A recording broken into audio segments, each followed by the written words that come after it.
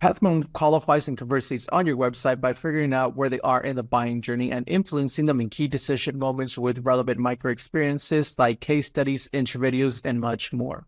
Stay relevant to your visitors and increase conversions by 50%. Add Pathmonk to your website in seconds. Let the AI do all the work and get access to 50% more qualified leads while you keep doing marketing and sales as usual.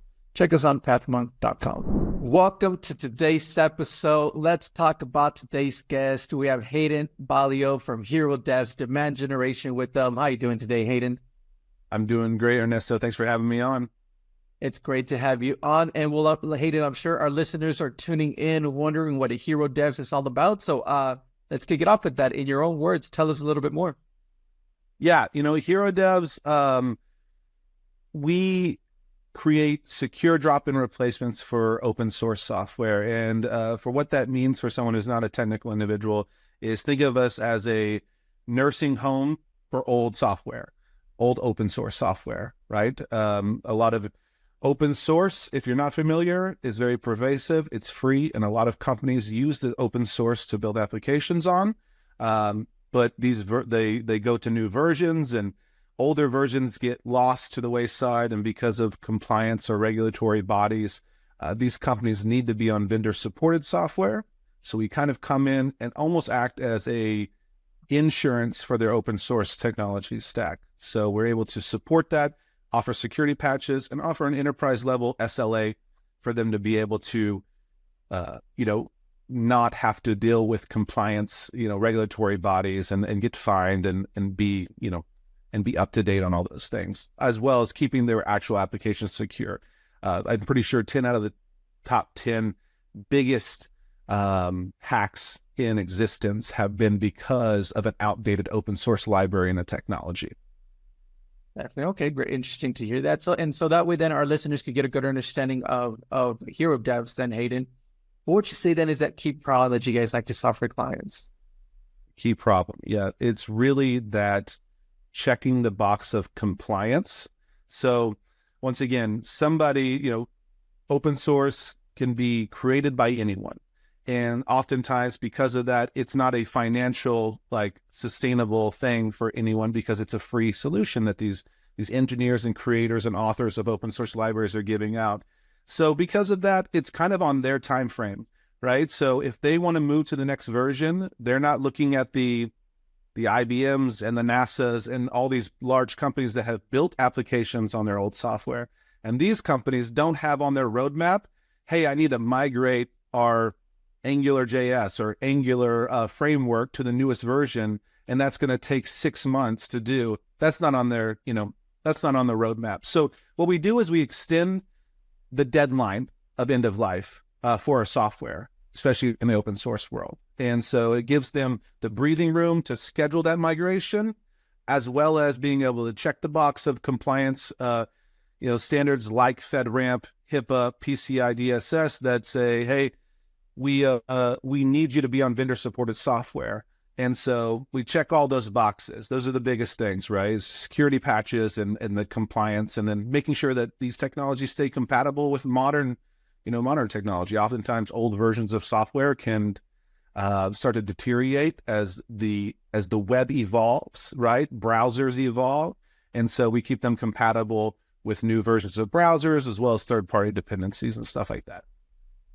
Definitely. Okay, great to hear that from you. So then, is there a vertical segment? Is there an ideal ICP that Herodevs likes to go for?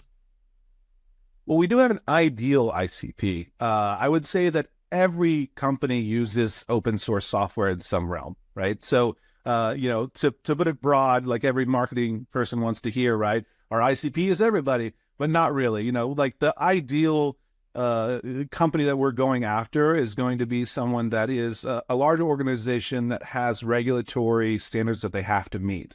So whether that's banking that has to deal with PCI DSS, or that's healthcare that has to deal with HIPAA standards, or whether that's government institutions, educational institutions, higher ed, that have to deal with FedRAMP compliance and things like that. So if there's a regulatory body around it, then that is our primary target, because they need to be on vendor-supported software.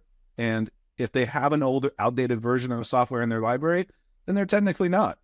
And they can be subject to fines and kind of legal issues.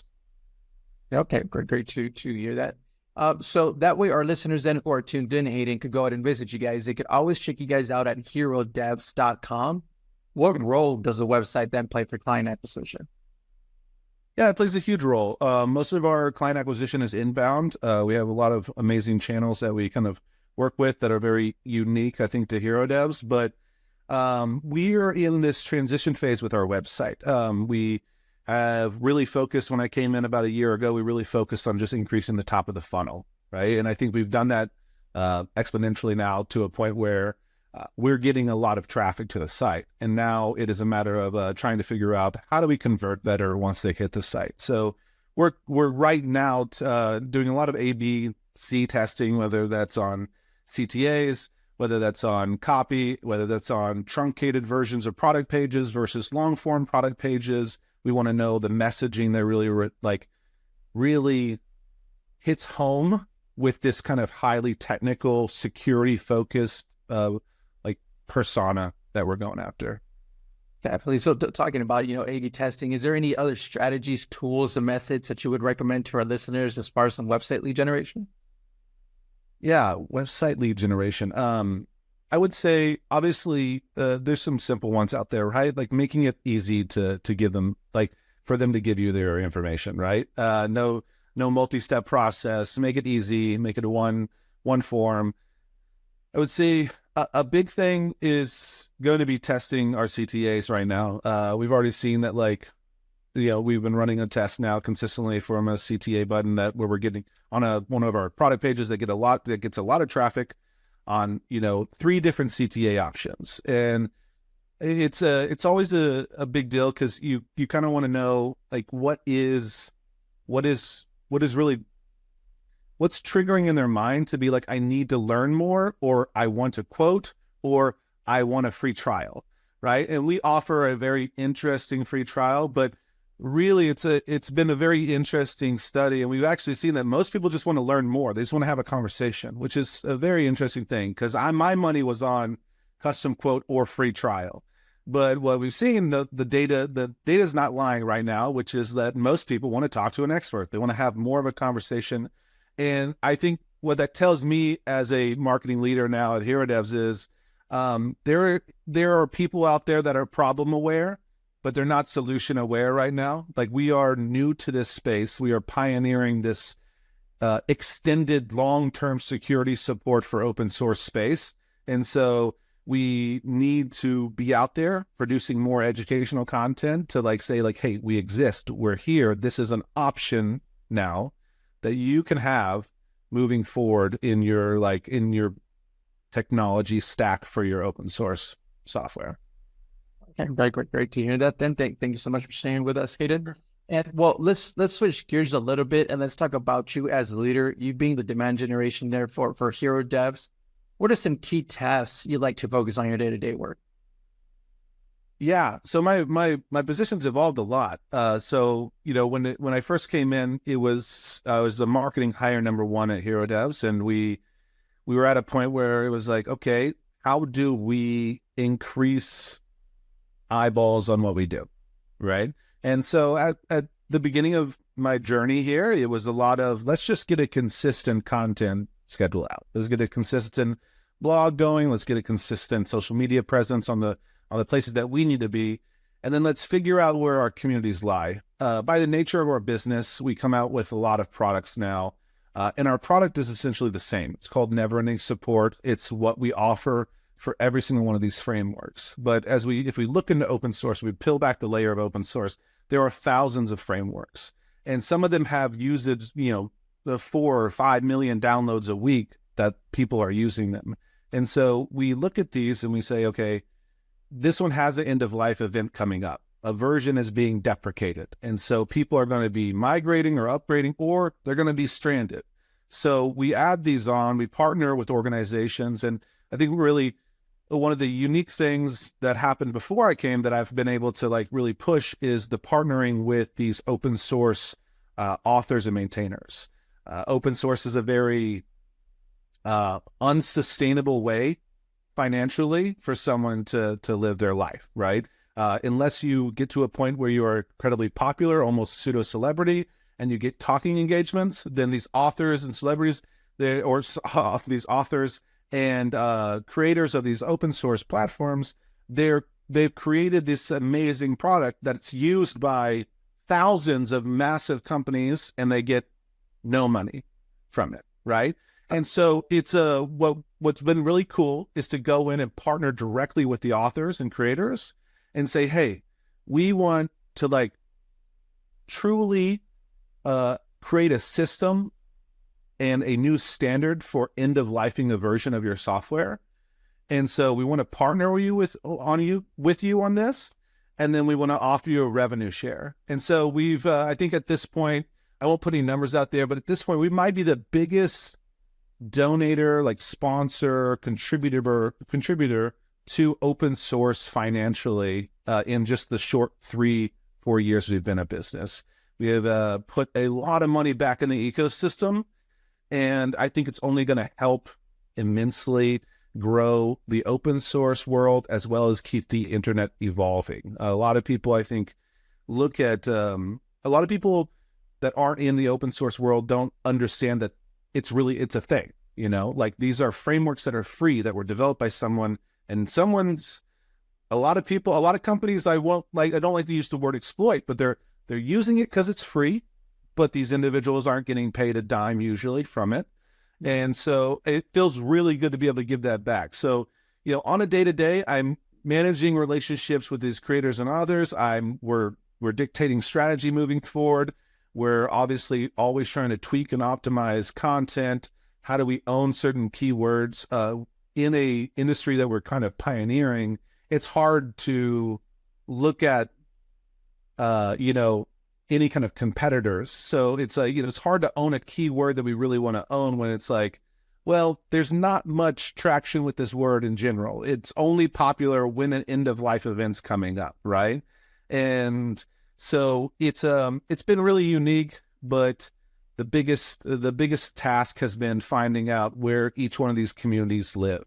And so I think when we come out with a new product, that's one of our biggest things. It's like some frameworks live on their Discord channel, and some frameworks live on Reddit, and some frameworks live in the Twitter X space, right? And so you have all these individuals, and then you have the security professionals that you're mainly going to find on LinkedIn.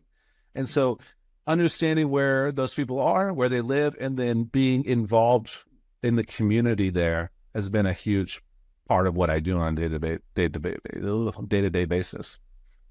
Definitely. Okay, awesome. Great to hear that. Thank you so much for sharing that with us. And well, then let's jump into our next section then here, Hayden, which is our rapid fire round. First off is, what is the last book that you read?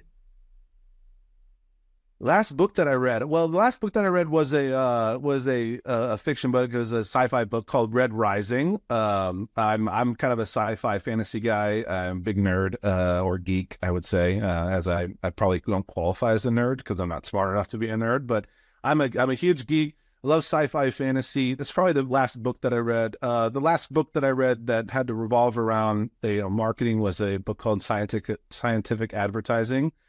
Very good book, written quite a bit of time ago, but the same principles are the same, the ones that everybody, every LinkedIn guru is posting right now. It's exact same principles. It was made by the admin of the early 1900s, and it's still to this day just complete gold when it comes to like really refreshing the palette of what makes the most sense when you're trying to get people's attention. All right, great read there for our listeners. Next up, that is, if there would be no boundaries in technology, what would be that one thing that you want to have fixed for your role as a marketer today? Yeah, as a demand gen guy, I want a perfect way to track attribution, like across my, across everybody who hits my site. I wish I knew everything that they did at any point, and it gave me a little spreadsheet that said, these are all the touches that it hit, in the perfect world, that would be it. And so I think attribution tracking has gotten a lot better. There definitely places that you can start having your own owned media, site like Audience Plus is doing something cool with that. But attribution tracking in general, that would be, if I could just see every single touch point and then exactly what led up to a conversion, that would be primo. Definitely. Okay, great. Next up then is, if there's one repetitive task that you could automate, what would that be? Repetitive tests that I could automate. I think that would have to be,